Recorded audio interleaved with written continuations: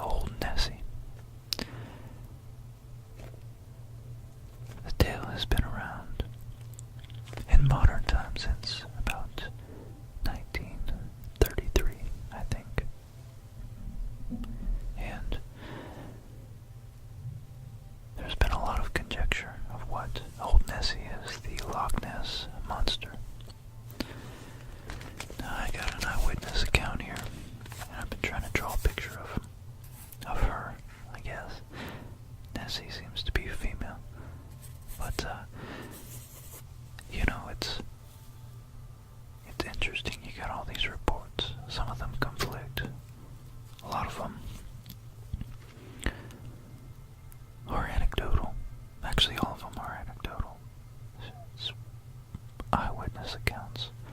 There have been a few photographs, but nothing verifiable.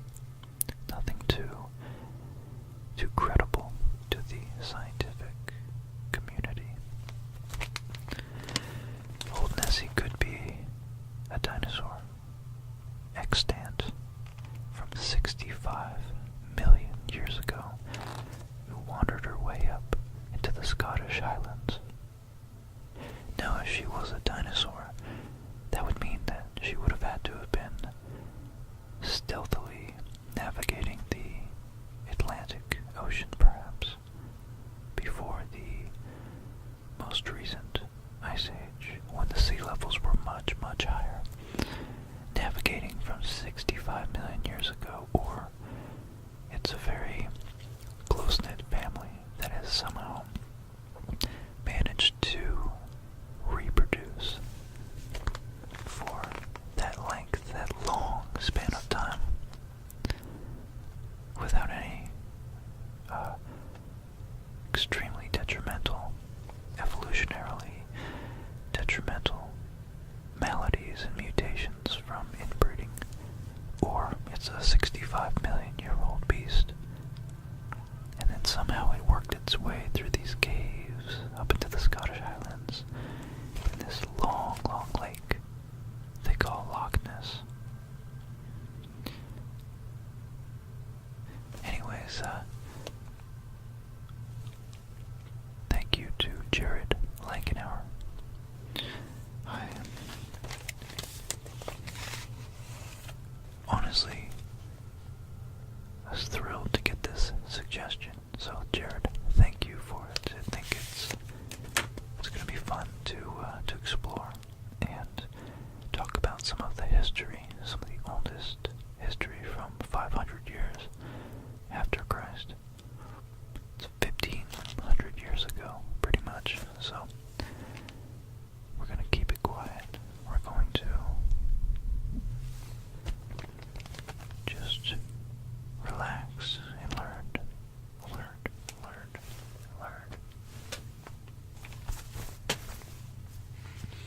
We're going to find out.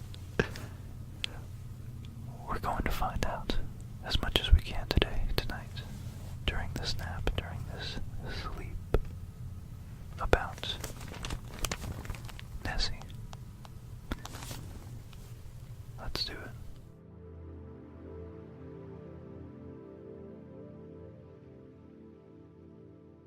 So here we come in, piece by piece. There's Scandinavia, here's Europe, here is Spain and Portugal, northern Mediterranean. We're going to go over here. My computer doesn't freeze up. And there we go. We're going to keep zooming in to the Scottish Highlands. So here's, if you see up here, okay, so we keep zooming in, and so we can see this long, long rift. It looks like it kind of runs the length of all of Scotland, from northeast to southwest, and right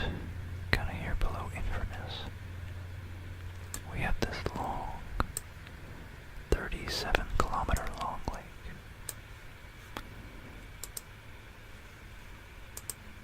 Up here, you can see, here's a more accessible view of it. It's this lake right here, 37 kilometers long, and it's about 25-ish miles. So the Loch Ness is, it's a large, deep, freshwater loch, which, what's a loch? Loch is a Scottish Gaelic word for lake or for a sea inlet. And the Loch Ness, the loch named Ness, is a large, deep, freshwater loch in the Scottish Highlands, extending from approximately about 23 miles, 37 kilometers southwest of Inverness that we just saw. Its surface is actually 15 meters, 16 meters, or 52 feet above the sea level. So, and of course it's best known for the alleged sightings of its cryptozoological Loch Ness monster, Nessie. And just real quick, you can see a beautiful view right here with some storm clouds in the distance and some old ruins right there. Some old medieval ruins, I suppose. And it surrounded by sloping green, luscious green hills. Looks chilly, but pretty beautiful. So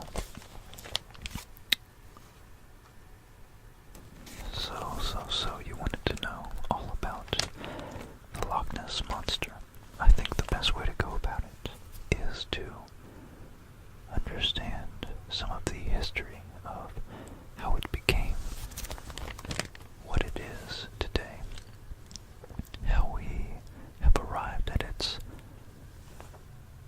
glorified status as the queen, the reigning, most popular, I would say, other than Bigfoot maybe, of all the cryptids being unverified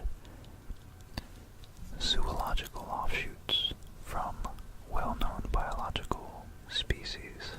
So the Loch Ness, they think it could be a reptile or it could be more of a mammal. Not sure, but let's find out the most ancient history. And that is Saint Columba. So, Saint Columba was an interesting fellow. He's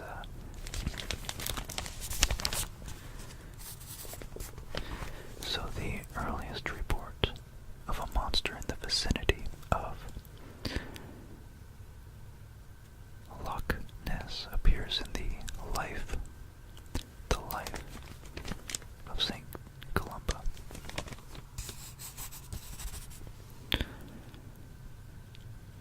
Now this was a history of the life of this gentleman written by someone else named Adomnan, 100 years after the death and the events, of course, of Saint Columba. So according to Adomnan, the Irish monk Saint Columba was staying in the land of Picts, P-I-C-T-S,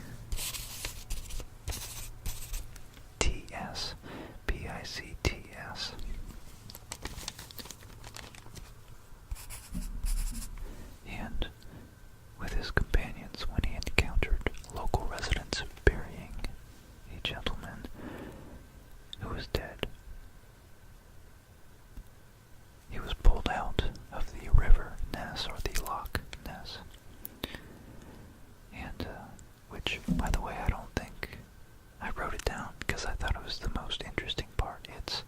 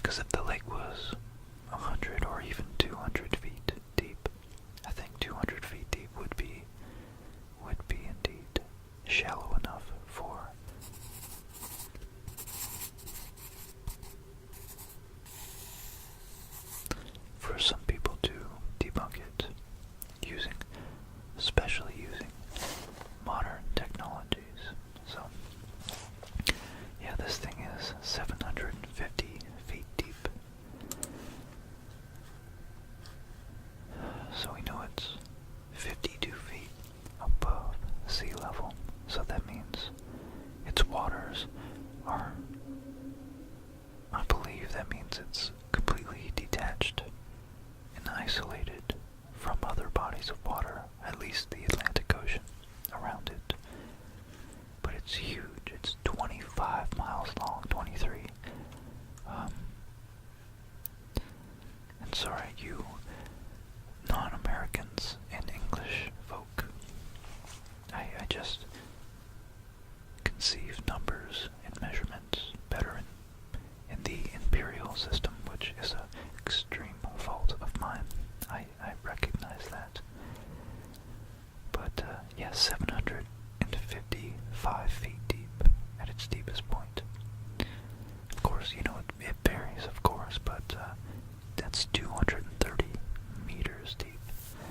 So it's probably pitch black down there, and who knows, it's cold for a reptile. A reptile might be able to live. Who knows how long an animal can live for when its metabolism and its thermoregulatory system, I feel like it would function so much more efficiently at that depth and that lack of light and that temperature. It's so cold. That would be really interesting if, like, once every 100 years it popped up to the surface to eat. Who knows? But St. Columbia, around the year 565 AD, so that's, if we go up to 1965, that would be 1400 years, so almost 1500 years ago, 1500 years ago, this guy, it was already kind of a badass. I mean, he became a saint. You don't just do that by sitting around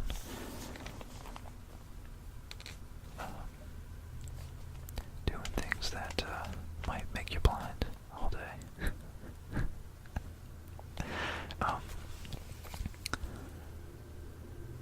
They explained that the man was swimming in the river, this guy, so St. Columba walked up, saw this guy being dragged out, and he was clearly dead out of the river. And the town folk said this guy was attacked by a water beast which mauled him and dragged him underwater. Although they tried to rescue him in a boat, he was already dead. So Columbia sent a follower, Louis Mogumin, to swim across the river. The beast approached him, but Columba made the sign of the cross and said, "Go no further, go no further. Do not touch the man, go back at once, you beast." The creature stopped as if it had been pulled back with ropes and fled. Columbus' men, his men, and the Picts, I guess that's the townsfolk name, gave thanks for what they perceived as a miracle.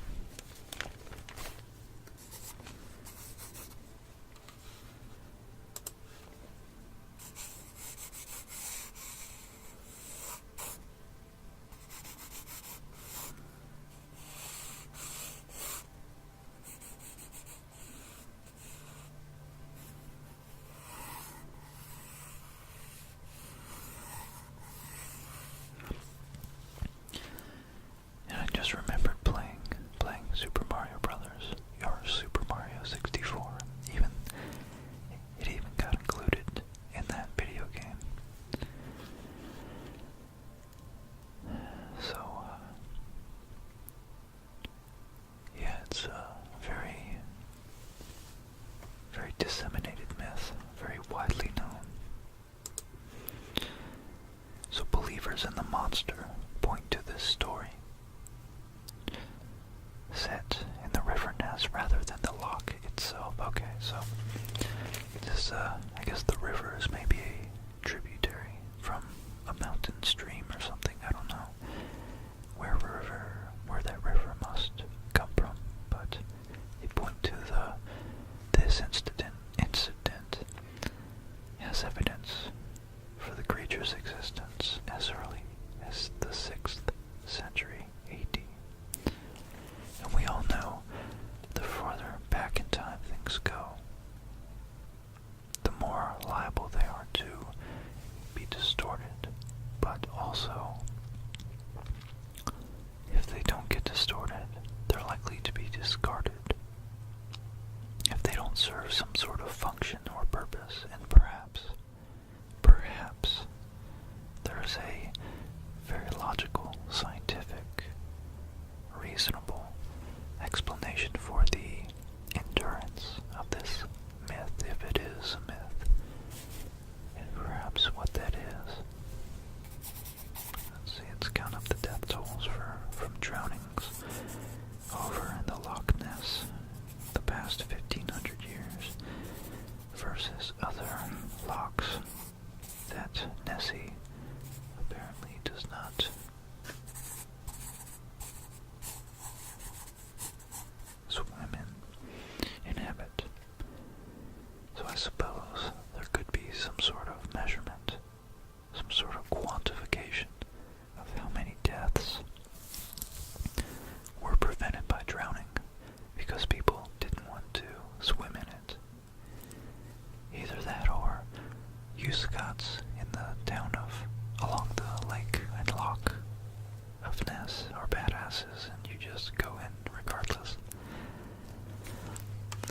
But nonetheless, an interesting thing about that is that for nearly 1,400 years at least, until 1933, there was no mention, absolutely no mention of the Loch Ness Monster, or any other large beast, for that matter, swimming in the loch.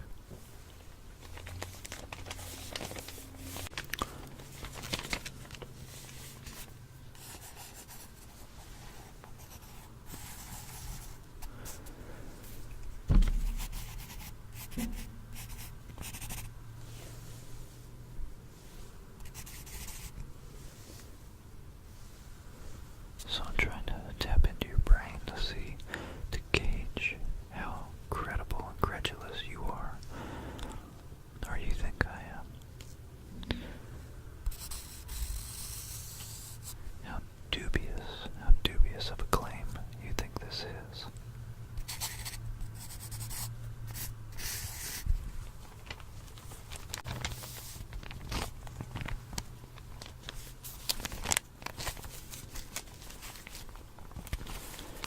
Okay, so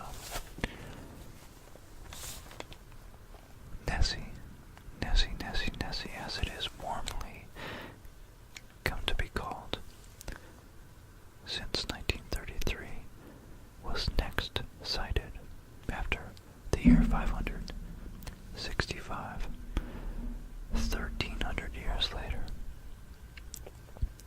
in 1933 by George Spicer. He witnessed an enormous, long-necked creature with a huge body and no limbs slither in front of his car before sliding into the loch. Weeks later, it was spotted again by a roving motorcyclist who described it as a plesiosaur. So that's a type of dinosaur. Plesio. Oh, plesiosaur, sorry. Glad I spelled it out. Plesiosaur. S-A-U-R. That A-U-R always threw me off. I like dinosaurs. Probably prevented me from becoming an archaeologist, anthropologist, geologist, paleontologist. That's it. That's the word. So I would have hated spelling out all those A-U-Rs, S-A-U-Rs. This plesiosaur is a four-finned marine creature, known only to exist in prehistoric times, and thus, after these two sightings on the road of a plesiosaur, the legend was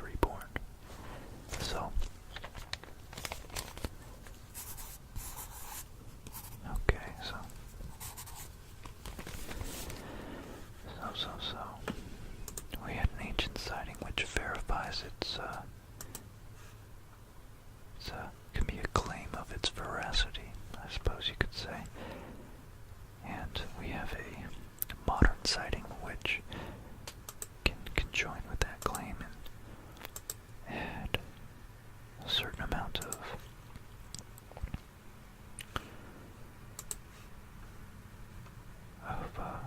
merit to the story.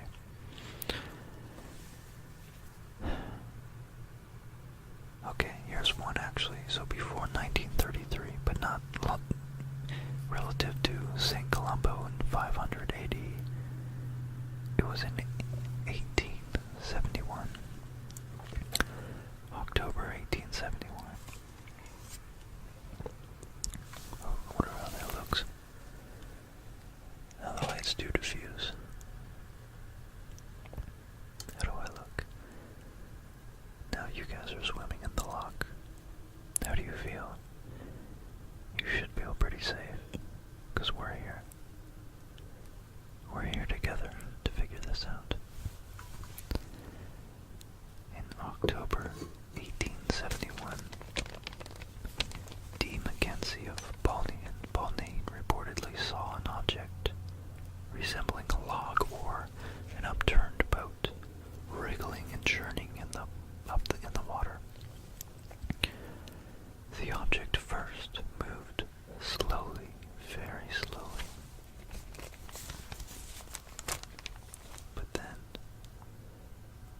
disappearing at a faster speed. So Mackenzie sent his story in a letter to Rupert Gould in 1934. Shortly after, the interest in the monster increased. So of course, 62 years later, or 3, an anecdote is really quite hard to verify and even believe, really, because our memories do not preserve objective facts as well as we would hope, especially about something as interesting as this. So yeah, the first official sighting was in 1933. George Spicer, he and his wife saw an extraordinary form of an animal walk across the road in front of their car. As they described the creature having a body about 4 feet high and 25 feet long. So that's just like the biggest crocodile you could ever imagine. Literally on the scale of a dinosaur. So,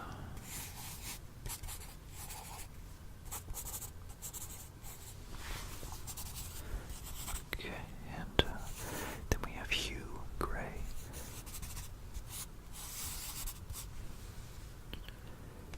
Hugh Gray, his photograph was taken near Foyers in 1933.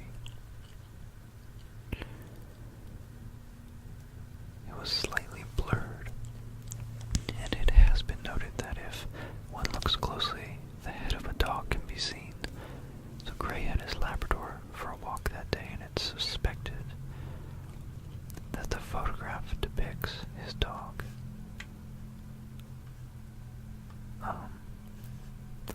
Fetching a stick from the loch. Others have suggested that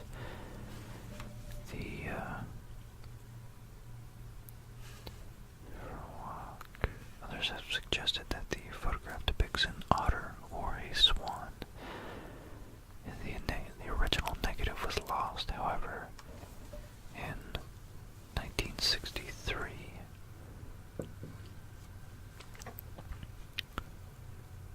Okay.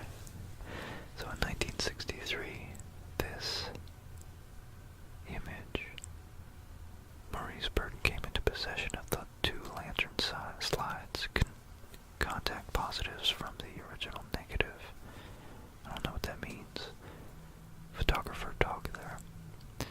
But it was revealed after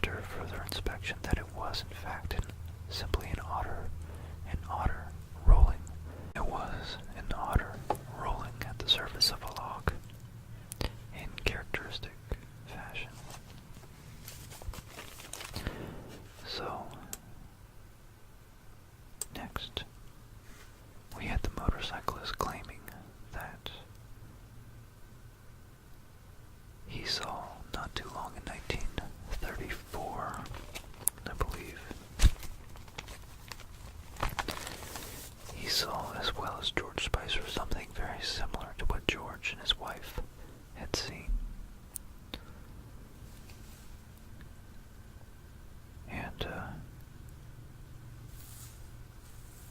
wow, Grant, on his motorcycle, was actually in 1934 a veterinary student, so his anecdote would have been at least quite credible, especially seeing some sort of animal. And that's what he said. That's when he said it was a cross between a seal and a plesiosaur. He said he dismounted and followed it all the way to the loch, but then he only saw ripples in the water, so he must have missed it. And here you can see Loch Ness Monster as sketched by Mr. Grant, Lieutenant Commander Gould's interesting monograph upon the subject.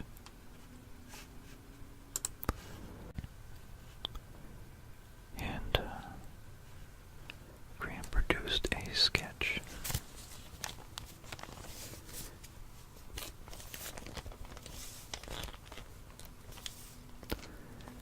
But again, a zoologist looked at it and said it looks a lot like an otter, and it seems like an otter would behave that way. So, who knows, it suggested that this was indeed an observation of an otter, and just perhaps a little bit exaggerated over time between the poor lighting conditions and whatnot. Now in 1934, the surgeon's photograph is reportedly the first photo. This is the most famous photo that we all have here. That's the head and neck, supposedly taken by Robert Wilson, a London gynecologist.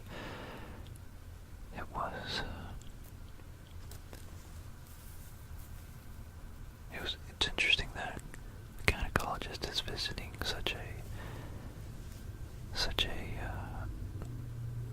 female-shaped lake. But in 1934, Wilson's refusal to have his name associated to it led it to be known as the surgeon's photograph. Now, according to him, when he was looking, so he said that he was looking at the loch when he saw the monster, grabbed his camera and snapped 4 photos. Only 2 exposures came out clearly, and the first reportedly shows a small head and back, and the second shows a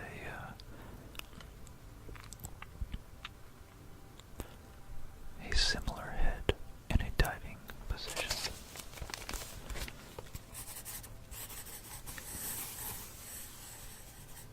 So the first photo became well known, and the second attracted little publicity because of its blurriness.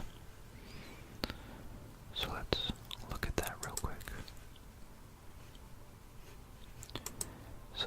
So this is the loch right here.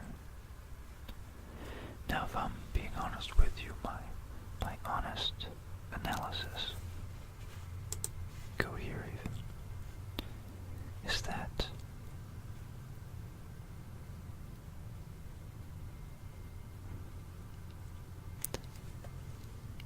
it seems very small in proportion to the ripples in the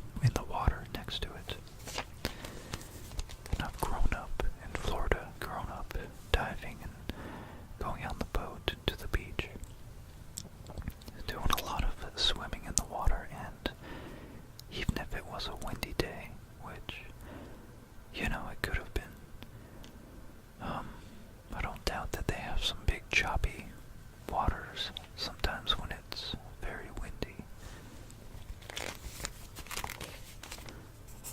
I still can't imagine that beast is 25 feet long.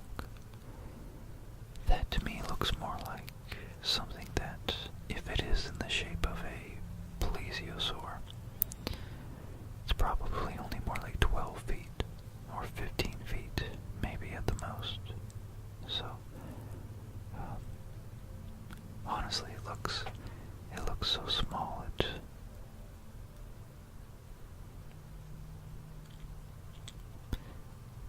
really looks like it's zoomed in, and it's more like maybe only 2 or 3 or 4 feet.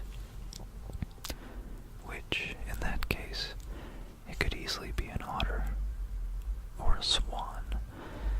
And here we have an artist picture of a plesiosaur. That's what a lot of people think Nessie really is.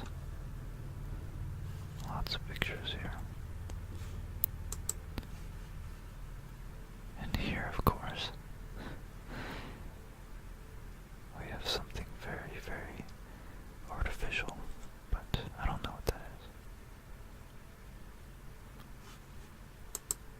Whoa, and this is a pretty cool picture. Wow. I would not want to be that guy in the boat. Is that a laptop? Okay. And here we have St. Columba warding off Nessie from his minion. His person that he told to swim across the loch. Alright guys, well, let's see. Let's round this story out. So we've had all these old anecdotes from the 1930s, and a lot of them continued up through, until modern times. But just like UFOs, you can never be too sure how much of it is simply a snowball effect, and how much of it is genuine belief,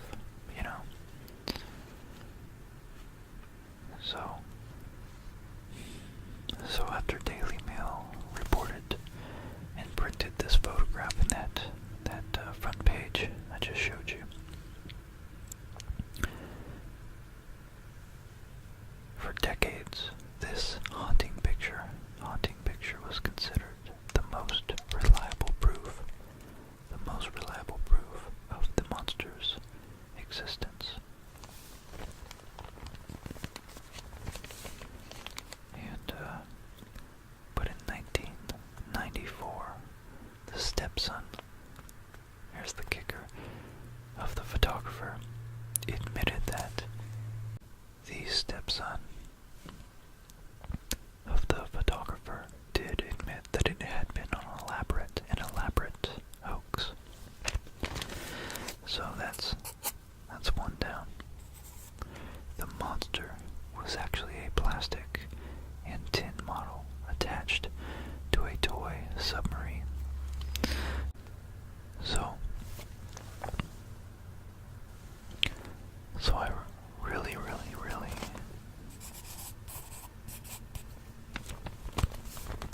I wanted to give this story the benefit of the doubt. Carl Sagan always says that you must have extraordinary evidence if you're going to make an extraordinary claim. And I think there's a lot of merit to that statement, that fundamental axiom to kind of almost live by. So this monster had been a plastic and tin model attached to a toy submarine. The hoax had been plotted. The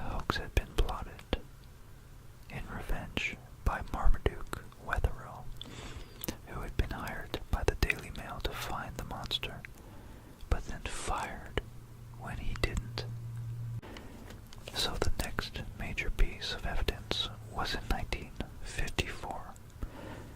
A sonar scan of Loch Ness by the Rival 3 fishing boat identified a large object at 480 feet below itself, below its sea level, below lake level. It appeared to be following the boat, although no solid data was recorded or recovered. So they were looking at a scan and they thought that some people said it might be just an algae bloom or something, but there weren't really algae blooms that far beneath the surface. So now it's looking like it's not so unbelievable anymore, but let's find out further. It appeared to be following the boat, but so in 2011, a sonar scanner team now, so almost 60 years later after this first sonar, so the technology has improved, no doubt has improved. In 2011, a sonar scan team led by Marcus Atkinson found another mysterious object 75 feet below the water's surface.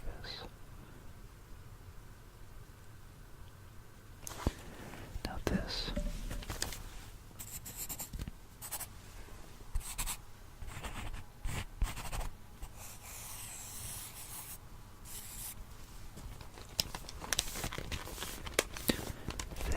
kept pace with the boat.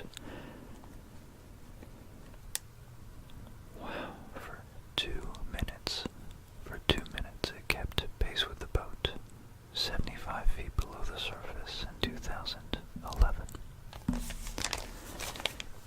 And this controversial image was initially dismissed by some as an algae bloom, so I stand corrected. I thought the old one was an algae bloom, but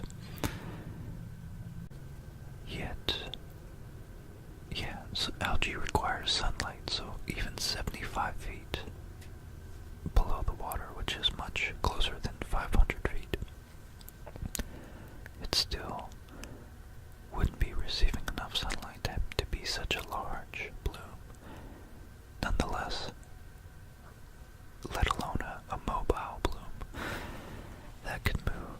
So this picture, let me find this picture. So here we have the mysterious object spotted 23 meters, roughly 75 feet below the surface. And this big green blob right here is the seafloor. So yeah, that's definitely interesting. What the heck that could be. Wow. It does look like it could be something, but it also, in my mind, looks like it's an ambiguous and vague, amorphous enough blob that it could be interpreted many, many ways. Okay, so in Loch Ness, it's very hard for sunlight to penetrate even slightly beneath the surface. But sonar scans became even more sophisticated in the 70s. In 1972, sonar, operated by members of the Loch Ness Investigation Bureau, LNIB, the LNIB, captured a strange, large object disturbing shoals of fish.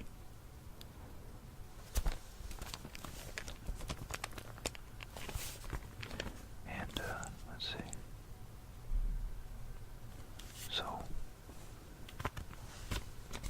disturbing shoals of fish.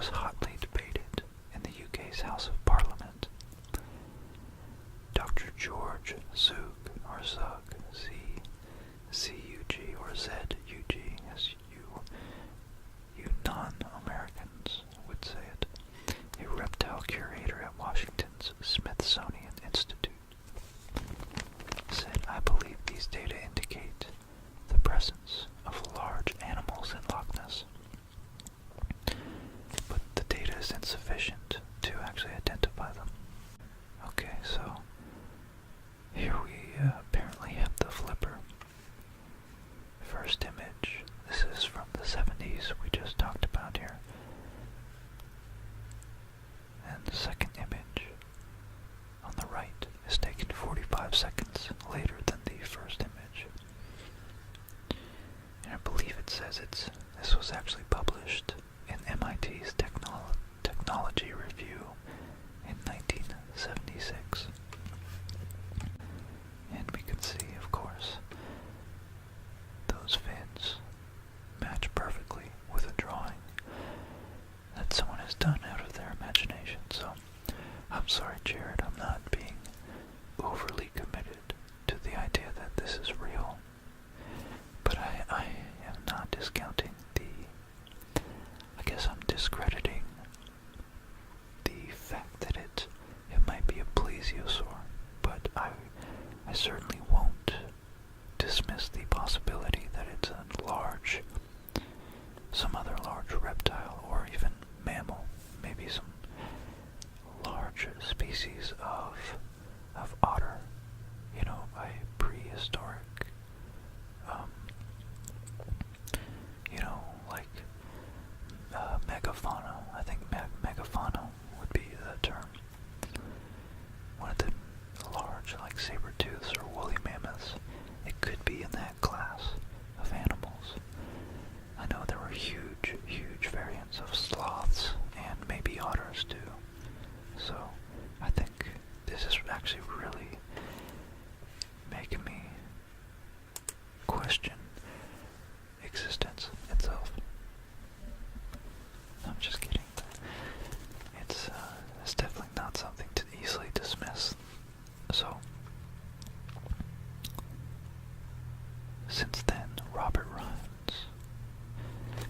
then, those sightings, there have been fewer sightings, and no significant evidence of the beast's existence.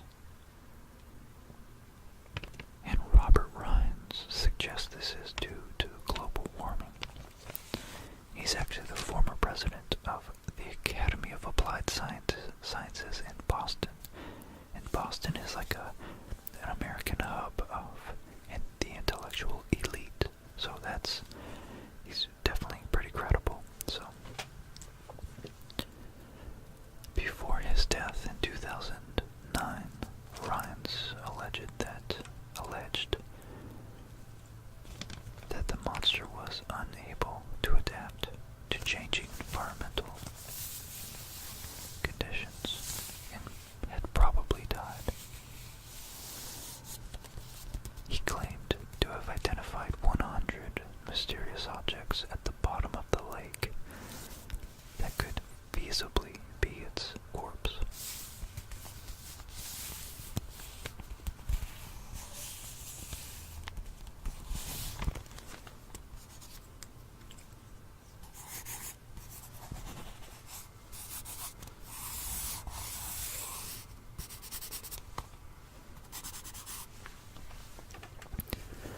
Wow, that's fascinating to see those BBC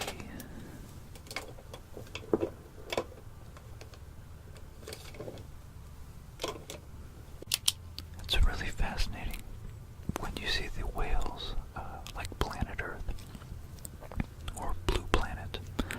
They die, and whatever the sharks don't eat, those big, huge corpses just drift to the bottom of the ocean where there are many crabs and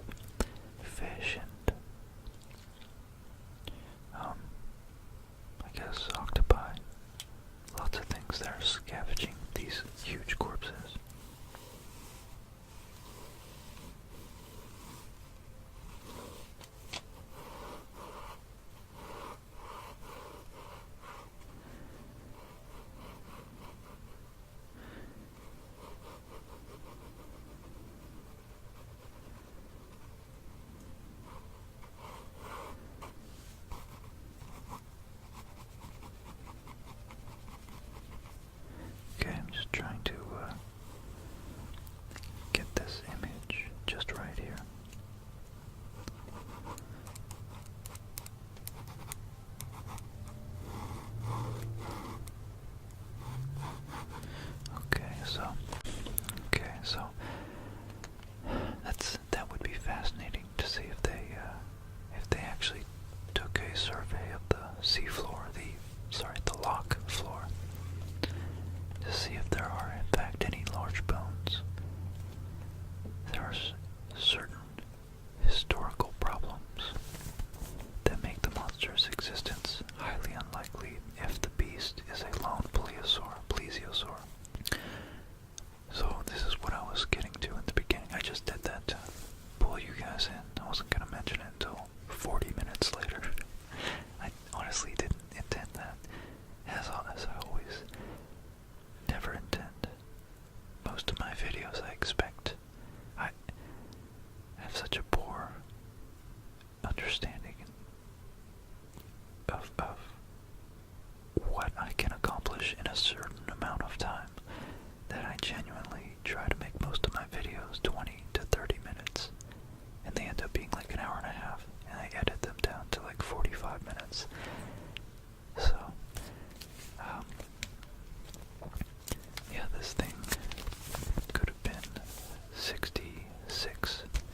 It would have had to live 66 million years longer than all the other dinosaurs. Now, there are sharks and crocodiles and gators, but nothing that large still exists, except for, again, some crocodiles can reach 20 feet, so it could feasibly be a freshwater crocodile or alligator, which would be interesting if it really was. My guess is that it would probably be one of those huge otters. I would think it would just be very intelligent. So,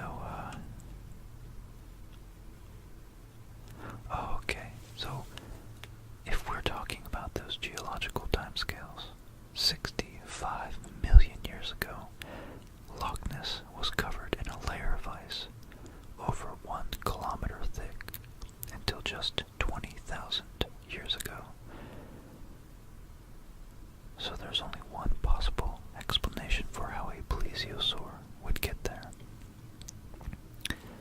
Nessie would have had to lurk in the Atlantic Ocean for nearly 66 million years. Of course, not Nessie herself, but her descendants. And the monsters would have had to navigate through a tiny, treacherous, and extremely shallow corridor of waters to make it into the loch. And in 2003, the BBC actually tested this theory.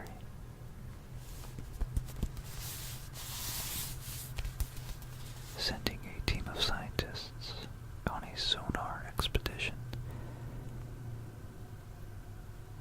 to map the entire loch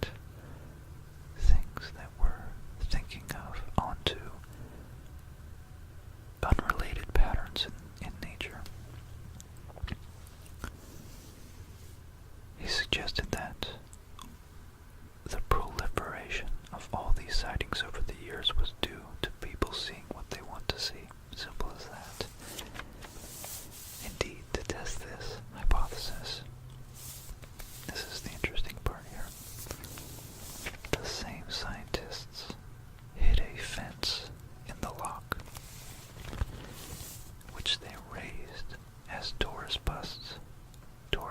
buses drove by. And when questioned later, the tourists, a significant number of these tourists, they indicated that they had seen a serpent-like monster. So this shows how perception can be distorted by, of course, what the tourist expected, or had not expected, but had, of course, hoped to maybe catch a glimpse of.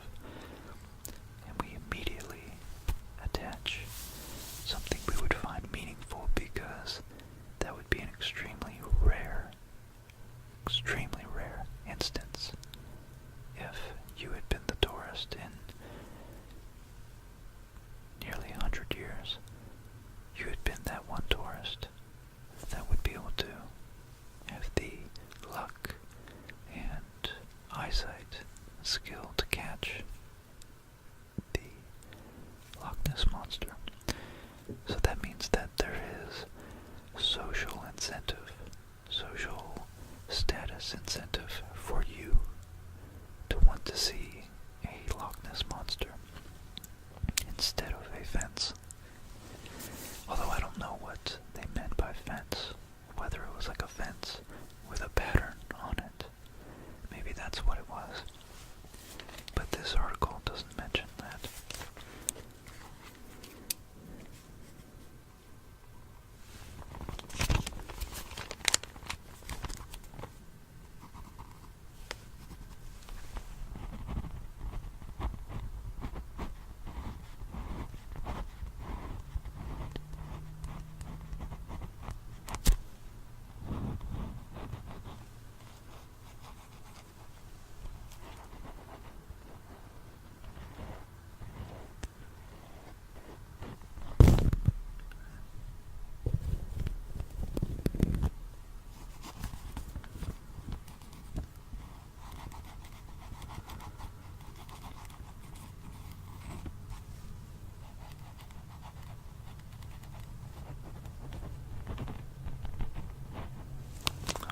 So,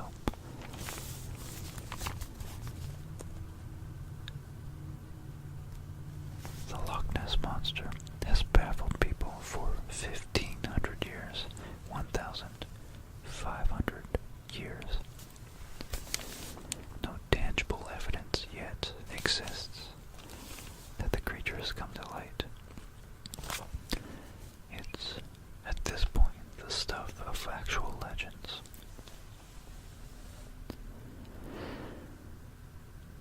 So, the hard part is you can't immediately discount this, because there's many miracles that happen throughout history, and human beings could be thought of as miracles of nature ourselves. How we even made it through so many evolutionary bottlenecks, so many, earthquakes, natural disasters, tsunamis, floods, ice ages, longer climactic events, droughts, of course, let alone all the things that possibly could prey on us, lions and crocodiles and bears and, oh my, all these things. So we really are ourselves a miracle of existence. What's not to say that there's still a few remote places, such as 800 feet down in a huge freshwater reservoir with very cold temperatures, very cold preservative temperatures. There might be some beast, some mythical monster, some ancient prehistoric dinosaur, or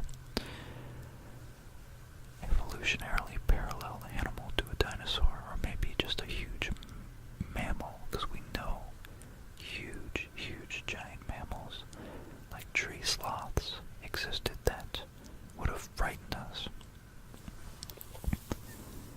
And it might be a mammal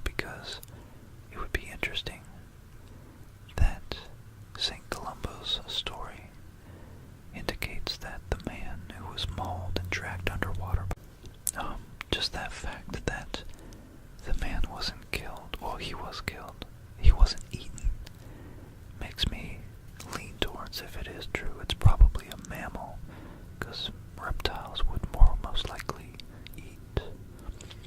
eat any victim, unless they're already stuffed on other victims, who knows. So, yeah, anyways, maybe it really truly is only just a matter of time and evidence. So maybe it really is just a matter of time before we figure out exactly what is this mystery, this mysterious animal at the bottom of Loch Ness. Well,